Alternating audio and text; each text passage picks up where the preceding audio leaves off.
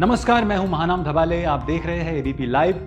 महाराष्ट्र में जो सियासी भूचाल आया है, जो उथल पुथल मची हुई है, कैसे एकनाथ शिंदे की राह पर एनसीपी को तोड़ते हुए बीजेपी के साथ अजीत पवार शामिल हो गए हैं और उप मुख्यमंत्री बन गए हैं।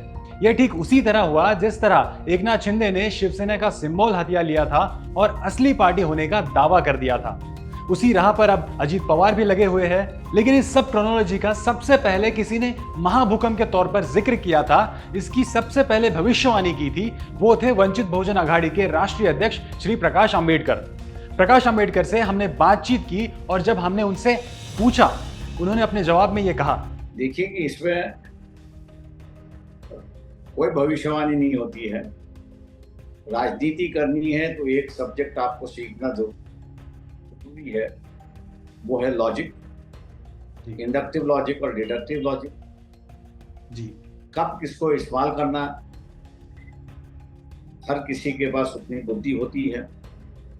थोड़ा सा बुद्धि का इस्तेमाल कर लिया तो आप आइदर इंडक्टिव लॉजिक से या डिडक्टिव लॉजिक से क्या परिणाम होंगे वो दिखाई देते हैं। तो इसमें कोई ज्योतिष की जरूरत नहीं है।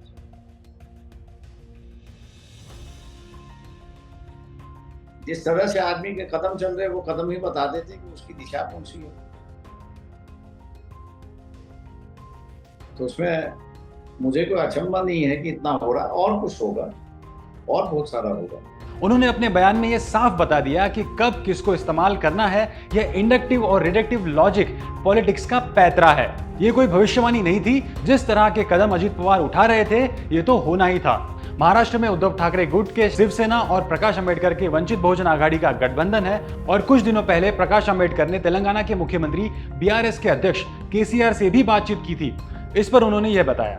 गठबंधन कभी बनते रहता है और टूटते रहता है। अब जो है वो गठबंधन बनते रहेगा। इसमें और किसी को शामिल होना है तो शामिल होने के लिए दरवाजे खुले होने चाहिए। दरवाजा बंद करके आप राजनीति नहीं कर सकते, दरवाजा खुला रखे ही आप राजनीति कर सकते हैं। अच्छा, तो इसलिए टारगेट के ऊपर डिपेंड होता है आपको क्या हासिल करना है, उस पर डिपेंड होता है आपके राजनीति की कदम। जैसे हम लोगों ने कहा कि भैया आरएसएस बीजेपी की दोबारा केंद्र में सरकार ना बने, ये हम लोगों की गोल है। आप उसके लिए जितना हम लोग इकट्ठा कर सके उसको हम लोग इकट्ठा करेंगे और उनके साथ में चलेंगे। और जो कोई सहयोग देगा उसका सहयोग लेंगे हम। उन्होंने ये साफ कर दिया कि राजनीति में गठबंधन के लिए दरवाजे खुले हैं। हमारा टारगेट है केंद्र में बीजेपी और आरएसएस की सरकार नहीं आए और इसके लिए हम सारे पर्याय खुले रखेंगे। वंचित बहुजन आघाड़ी ने 2019 के लोकसभा इलेक्शन में करीबन 7% वोट हासिल किए थे, जिससे एनसीपी और कांग्रेस के करीबन 10 से 12 सांसद चुनाव हार गए थे। हाल ही में एक निजी अखबार के सर्वे में वंचित को इस बार 12 से 14% तक का वोट परसेंटेज मिलने की आशंका जताई गई थी। उस पर जब हमने प्रकाश अंबेडकर से सवाल पूछा तो उन्होंने अपने जवाब में ये बताया। वो आम लोगों का पेपर नहीं है, वो तबला बजाने वाला पेपर जी। इसलिए जो सर्वे उन्होंने दिया सही गलत उनको ही पता है। लेकिन आज जो है वो हम लोग का ग्राफ जो है वो 14% से ऊपर हो गया है, इतना मैं जरूर है। प्रकाश अंबेडकर खुद एडवोकेट है। जब हमने एनसीपी के डिस्क्वालिफिकेशन और कानूनी पेश पर सवाल पूछा, साथ ही हमने प्रकाश अंबेडकर से पूछा कि वंचित बहुजन आघाड़ी के मुंबई इलेक्शन को लेकर क्या तैयारी है। एक मान के चलता हूं कि मोदी जी की तरह दिमाग रखने वाला व्यक्ति कभी गलतियां नहीं जी। कर्नाटक से वो सीख गए। कर्नाटक में मोदी के खिलाफ लोग नहीं थे, लेकिन मुख्यमंत्री के खिलाफ जी, और इसलिए बीजेपी की सरकार वहां पे चली गई।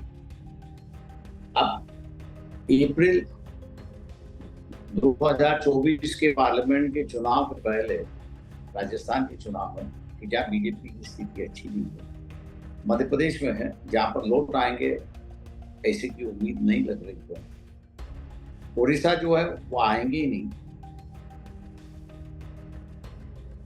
तेलंगाना है जहां उनको उम्मीद नहीं, जी अब इन राज्यों में इलेक्शन जो है वो लोकसभा के पहले का इलेक्शन।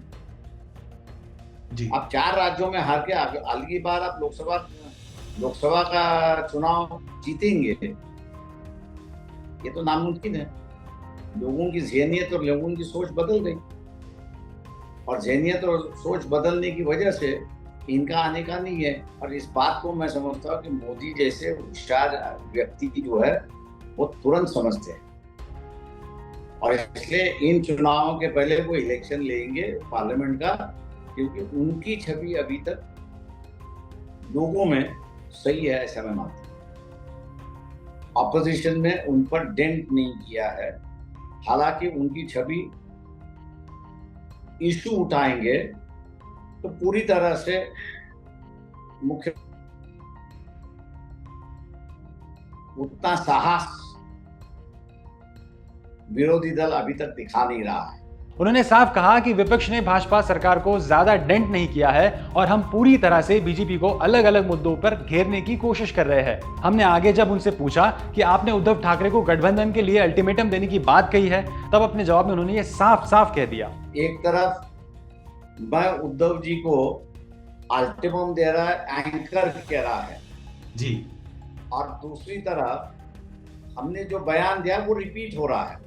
अच्छा, वो जो रिपीट हो रहा है बयान, उससे हम उद्धव ठाकरे को सलाह दे रहे हैं कि आप कांग्रेस और एनसीपी को अल्टीमेटम दो जी, कि भैया सीट शेयरिंग का कब कर रहे हो। बराबर। अब ऐसा है कि ये चैनल जो है ये बीजेपी का चैनल होगा, जी, इसलिए भैया हमने शिवसेना तोड़ ली, हमने एनसीपी तोड़ लिया। अब चर्चा शुरुआत की कि कांग्रेस के कुछ विधायक हमारे पास आएंगे, तो अब इन्होंने बेड़ा लिया है कि जो हमारा समझौता है उसमें फूट डालने की,